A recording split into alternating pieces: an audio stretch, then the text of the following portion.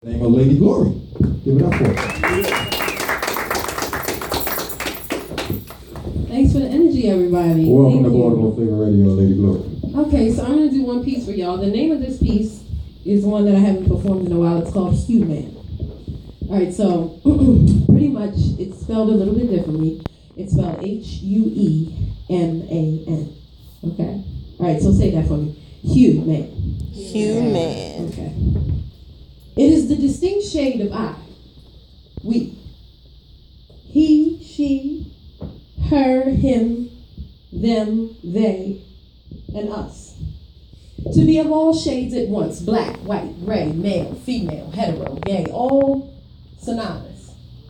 An agreement between all men to blend, to bend, to mend, to become both us and them, to empathize, to sympathize, to shed a tear and watch it fall from every man's eye. It is to provide depth, to look beyond one dimension, to be a party to a second impression, to stifle reservation, a break from the separation. See, ignorance is of no discrimination, so for the sake of its disqualification, let us review the qualifications of a true human.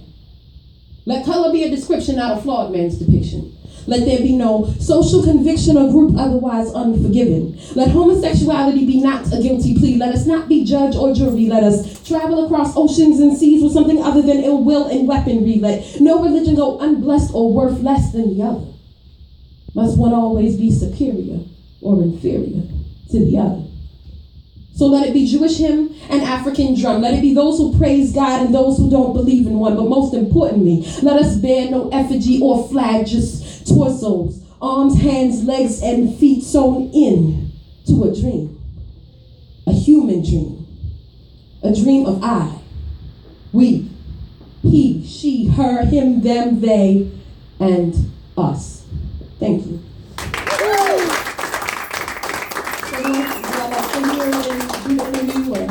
Okay. Thank you. Have a seat. Have a seat. Dame's not. Actually, Dame, you can have my seat, man. Have my seat. You can hit me ask some questions. You know what? Thank you. Can I be responsible? Why they did that together. Okay. Your poem was beautiful. Thank you. Thank you. So how did you get into poetry? I started this at a really young age. I was in my living room, a little frustrated, about 13 years old. And I didn't have a voice. Nobody really listened to me. So I took to writing. And I wrote and I dug deep in those wounds. And I put them on paper. And then I stood in my living room one day and I was reciting those words. And those words began to have life. They began to have purpose. And my sister would come in and listen to me from the kitchen area. And after a while, she would start clapping and snapping and doing all kinds of things, and it got really exciting. And then she pretty much told me I need to start stepping out and sharing my art, and I have. Yeah, so. So at what point did you, were you afraid to step out? Oh, absolutely. Really, God, I was terrified because I didn't have any confidence within myself. There was so many things about me. I didn't find myself attractive as an African American woman. I had all these different features about me that weren't really appreciated. I lived in a predominantly white area, Columbia, when we first moved out there. So I had so many things that I had to get past. But if anything, I'm just a testimony. And so I felt like it was my responsibility to go out and face all of those things inside of me, which is why my mission is to maximize truth, minimize shame. So, right. Do you remember where your first performance was? Yes, it was called, it was on Washington Boulevard. I forgot the name of it, but it was wild. I mean, I went in there and I wasn't really on the list. And I had a friend who jumped in front of me and was like, you know what, you want to have this sister on here tonight, because she is dope, okay? She is dope. She jumped out there, yeah. She actually dragged me out there, because I wasn't going to do it that night either, but it was definitely worth it. I mean, it gave me purpose. This is what I do, Now, what do you want people to actually get from your messages? What do I want people to get? My truth. I have two names.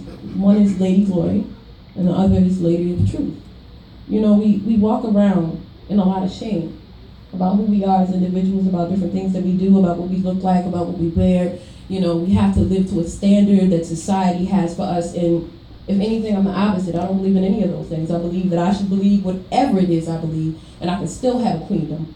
And that, you know, so if anything, I want people to embrace who they are through my work. And that's why I try to put as much courage onto the paper and onto the stage as possible, so that people capture that. So through your poetry and everything that you speak of, what inspires you? What inspires me? In my own work, or? Gumption. To have a feeling or a thought that I know people that won't be receptive to, and still have the cojones to go out and say, yeah, this is what it is. This is my truth. And swing it in front of everybody's face and not really give a shit what the other people think. So that's really what inspires me, to push myself to tell as much and put out as much of my shame and scars and wounds as possible. So yeah, that's what inspires me.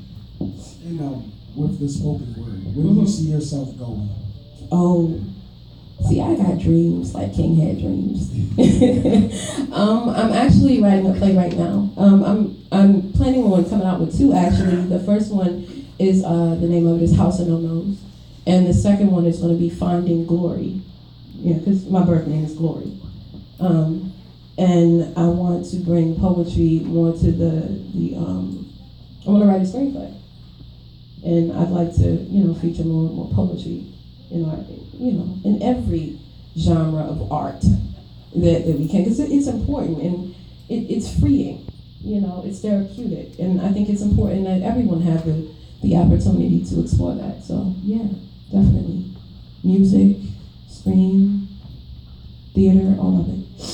So do you have any contact information where everybody can reach out to you, social media, website? Yes, I am on Facebook, Ladi Glori.